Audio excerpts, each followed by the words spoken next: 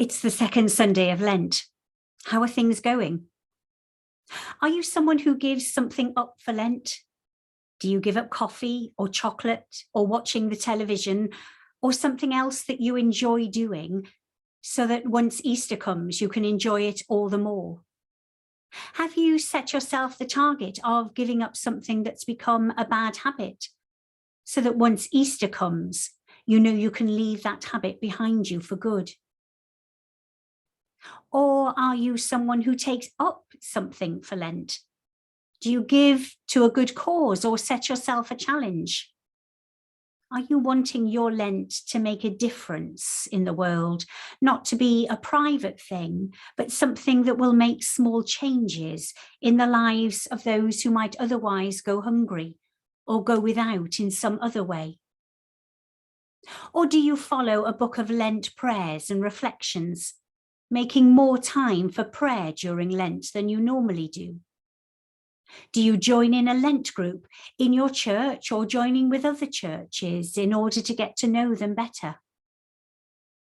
Or are you someone who will listen to what I'm saying now and think, oh yes, Lent, and wonder if it's a bit late now to do something? Do you tend to let it pass you by? After all, it's a bit religious, isn't it? Wherever you are in those descriptions, or even if your practice is something entirely different, we often make the mistaken assumption that Lent is about something we do. Giving something up, taking something up, doing something different, making more effort in a certain area are good things.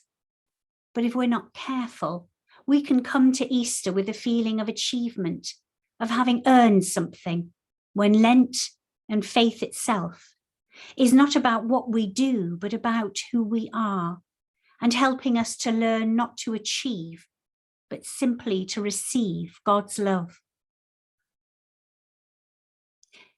In the Gospel reading for this second Sunday in Lent, Luke chapter 13, verses 31 to 35, Pharisees warn Jesus that Herod wants to kill him.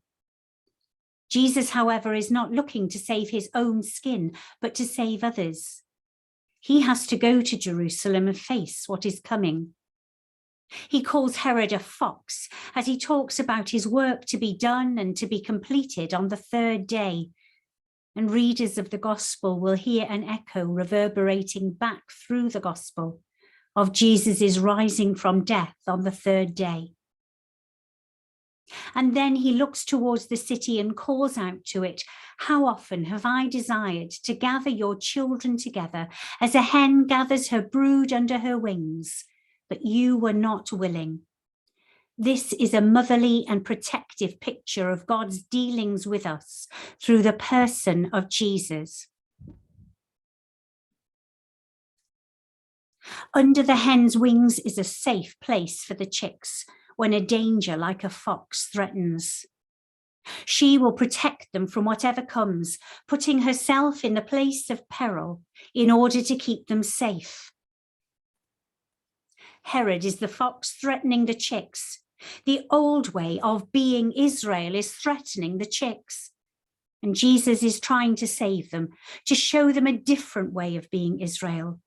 But the chicks in Jerusalem won't come to him. They are running around elsewhere and won't be mothered by him. The things they have been running around doing must have seemed so important to people at the time. Dealing with Romans in the city of Jerusalem, finding ways to live alongside those who occupied their country, ensuring that the law was kept and that worship ran smoothly in the temple, dealing with visitors to the temple from other parts of Israel, and keeping the peace. What are we running around doing instead of being held and protected by Jesus? Worrying about attendance, church closures, money, lettings, children's work, ensuring we are keeping to data protection regulations, post-COVID ways of working, all important things. But Jesus simply wants to hold us. We struggle away saying, we're busy, there are things to do, there are deadlines we must meet, things we must tick off our to-do lists. And Jesus says, come and shelter. Come and know my love. If we do not shelter with him, then all our busyness tires us out. If we do shelter, we can move into a new way of being that enables us to discover who we are, who God has made us to be, what he has called us to do. From that sense of purpose, we can do what we need to do with focus and come back time and again to be held, to be mothered, to be nurtured.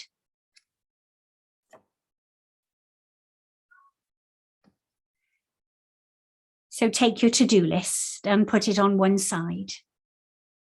Put down the challenges you have taken up and forget about the things you have given up, and simply be in the presence of God. Make a space in your home that is your prayer space, so that when you come to it, you are ready to wait upon God. Sit and be. Maybe you will have a sense of God's presence, and maybe you won't.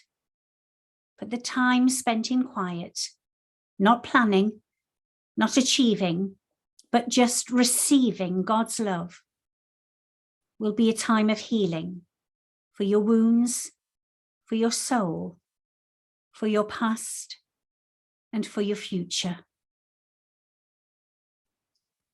May this time of Lent be one in which we are ready to be mothered by God and come to Easter not having achieved, but learning a little bit more of just how long and wide and high and deep is the love of God for us and for all the world.